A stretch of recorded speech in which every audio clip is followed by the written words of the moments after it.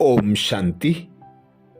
स्वयं भगवान निराकार पिता परमात्मा ईश्वर अल्लाह गॉडफादर जब कलयुग अंत और सतयुग के आदि पर ब्रह्मा तन का आधार लेकर नई सतयुगी दुनिया की स्थापना कराते हैं, पुरानी कलयुगी दुनिया का विनाश कराते हैं।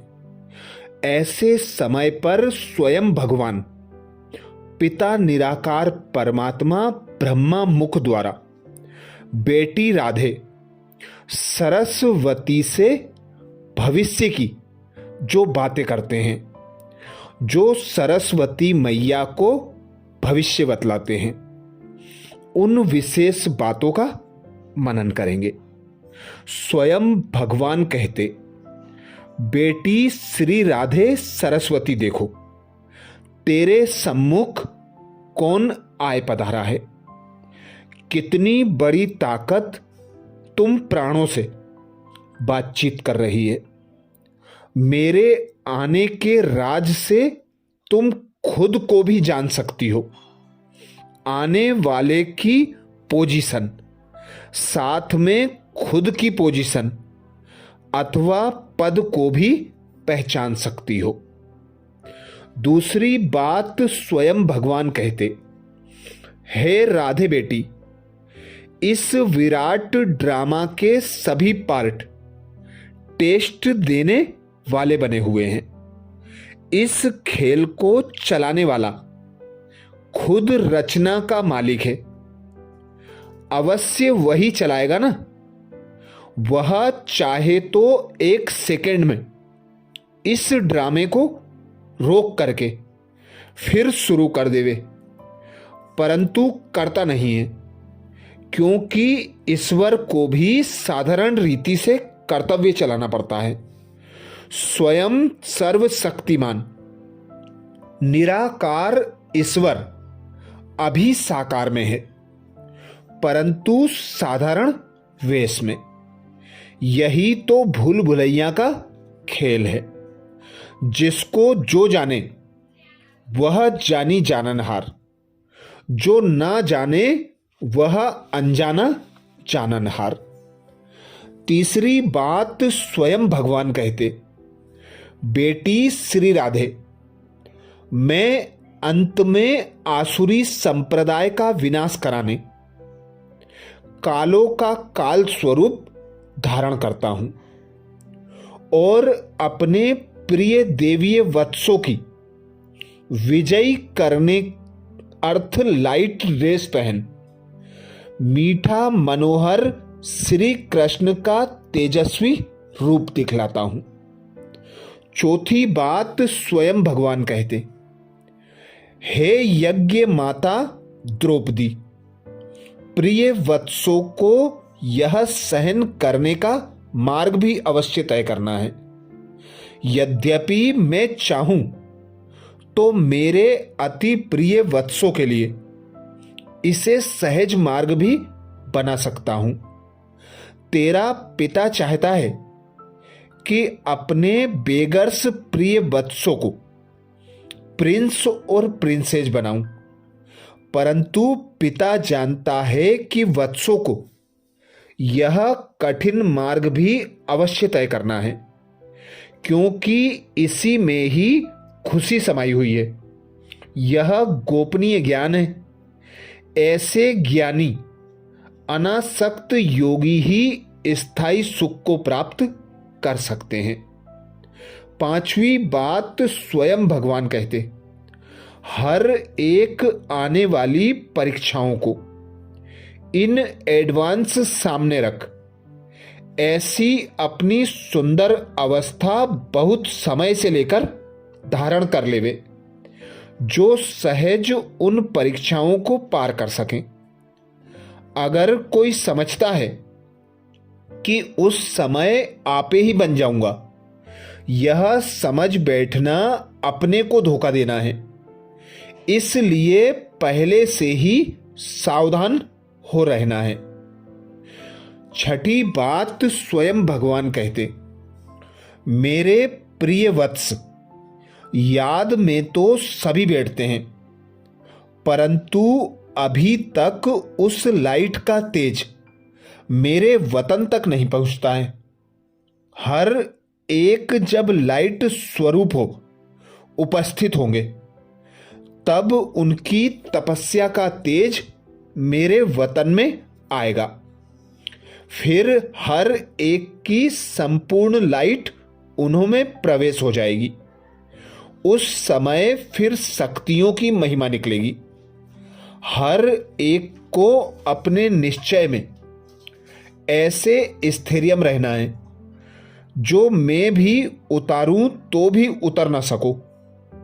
हर एक प्रिय वत्स सदा अपनी ही ज्ञान मस्ती में रहे, तो कोई भी उन्हें नीचे उतार नहीं सकता।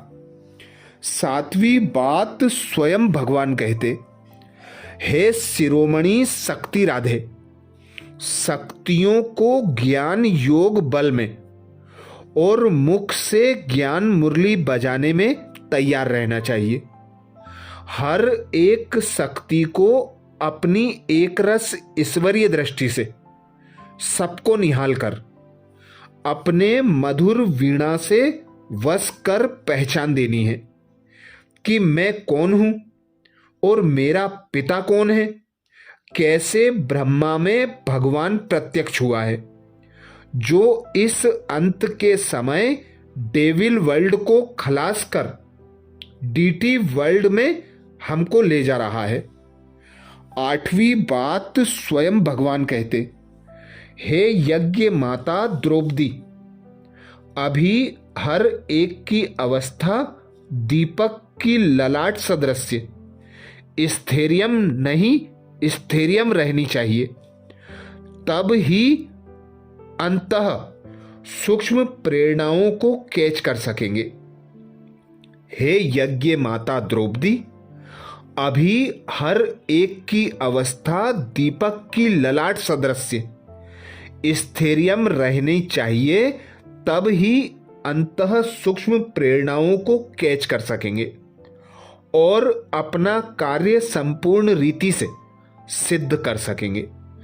जितना ज्ञान अनुसार अवस्था होगी, उतना ही प्रेरणा को पकड़ सकेंगे। आज दिन से लेकर उस अवस्था में एक तार हो उपस्थित रहेंगे, तो संपूर्ण प्रेरणाएं टच हो सकेंगी। नवी बात स्वयं भगवान कहते, हे बेटी सरस्वती राधे, शक्तियों की वह अंत समय की सीन कैसी होगी। एक एक शक्ति ज्ञान हथियार से सजी हुई, चतुर्भुज स्वरूपधारी बन, एक हाथ में गदा, दूसरे में स्वदर्शन चक्र, तीसरे में पद्म, चौथे हाथ में शंख ले उपस्थित है। ऐसे चारों तरफ की पावर्स आसुरी शक्तियों को खलास कर रही है। यह चतुर्भुज स्वरूप मेरे और मेरे वत्सों बगैर अन्य किसी भी डिवाइन फादर में नहीं दिखाया है।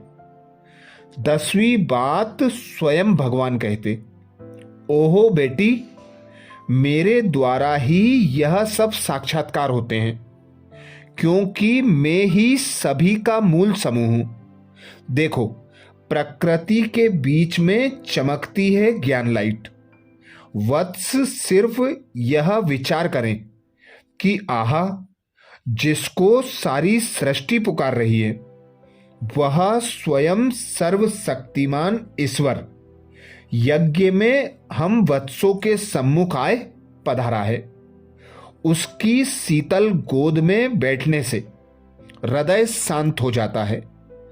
अगर रचना को रचने वाला मिल गया, तो फिर उसको छोड़ उसकी रचना में क्यों जाऊं। हाईएस्ट में हाईएस्ट अथॉरिटी, सर्व ताकत का खुद मालिक, जिससे सर्व ताकतें प्रकट हुई हैं, उस पहचान में आ गए तो फिर यह गोद छोड़ना असंभव हो जाएगा। 11वीं बात स्वयं भगवान कहते, बेटी राधे सरस्वती। इस आवाज का सार है शांत, अर्थात अंतर्मुखी हो जाओ। अंतर्मुख होने से भीतर में एक अति सूक्ष्म सुख की महसूसता होगी। देखो, आपका पिता भी बच्चों को सिखलाने अर्थ अंतर्मुख रहता है। यह नेचुरल है। जब बहुत सर्विस की जाती है तो अंतर्मुख अवस्था में रहने की खेच उत्पन्न होती है। अब ज्ञान मुरली सुनने और सुनाने वाले दोनों ही अंतर्मुख हो जाओ। अभी दर्दनाक आपदाओं का समय बिल्कुल नजदीक आकर पहुंचा है, इसलिए जल्दी अंतर्मुखता की भट्टी में रहें। योग रूप अर्थात सूक्ष्म अव्यक्त रूप बनते जाओ। 12वीं बात स्वयं भगवान कहते, इस प्रकृति की आकर्षण से परे हो जाने का ऐसा अभ्यास करो जो किसी भी आपदा के समय बिगर कोई तकलीफ सहज रीति इस पिंड अर्थात शरीर से निकल जाओ, जिसमें डिफिकल्टी ना लगे। ऐसा पुरुषार्थ करने के लिए ही यह सुहावना वैल्यूएबल समय मिला हुआ है, जिसे थोड़ा भी व्यर्थ नहीं गंवाना है, नहीं तो अंत समय पछताना पड़ेगा। इसलिए ऐसी फाइनल अवस्था फाइनल बनानी है। तुम पुरुषार्थी के सामने अभी ऐसी अनेक बातें आने की मौसम है। 13वीं बात बाबा कहते, तुम पुरुषार्थी के सामने अभी ऐसी अनेक बातें आने की मौसम है, क्योंकि अभी तुम ज्ञान की ऊंची सीढ़ी चढ़ रहे हो, तो माया के विघ्न भी सामने जरूर आएंगे। मगर तुम्हें एक रस ईश्वरीय अवस्था में स्थित रहना है। तो हरेक शुद्ध पुरुषार्थी प्राण अपने से पूछो, मैंने सर्व विकारी कर्मेंद्रियों पर जीत प्राप्त की है, प्रकृति पर जीत प्राप्त की है? ऐसे हुए को किसी समय की भी कोई लहर अथवा माया का तूफान हिला नहीं सकता। नेचुरल 5 तत्व भी उनको कुछ नहीं कर सकते। अब बताओ, ऐसे अमर शुद्ध जीवात्माएं बने हो? 14वीं बात में स्वयं भगवान कहते, अब हरेक अपने से पूछो कि मैं ऐसी मोलाई मस्ती में रहता हूं जैसे तुम्हारा बाबा अपनी अथॉरिटी से कह सकता है। वैसे तुम बच्चे ऐसी ताकत में खड़े होकर कह सकते हो, बोलो प्राणों, सूर्य पिता के तुम स्टार की चमक कैसी है, जो रोशनमय जग के सितारे गाए हुए हैं। देखो, तुम ही अपनी चमक से दुनिया को रोशन करते हो। ऐसे रोशन दुनिया के शोभनिक सितारे, तुम जब छिप जाते हो तो दुनिया में अंधियारा छा जाता है। फिर इन 5 तत्वों को भी वार करने का मौका मिल जाता है। अभी तुम मालिक सुजाग हुए हो, लेकिन जब पूर्ण अपनी चमक झलक दिखलाएंगे तब यह 5 तत्व समझेंगे, अब मालिक सुजाग हुआ है। इस माया का भी तब तक जोर है जब तक तुम संपूर्ण बन सुजाग नहीं हुए हो।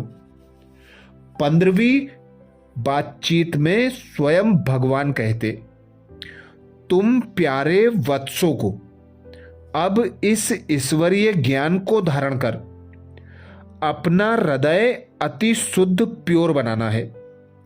ज्ञान के सभी राजों से भरपूर हो। हर एक एक्टर की एक्ट अनादि समझ देखते रहो।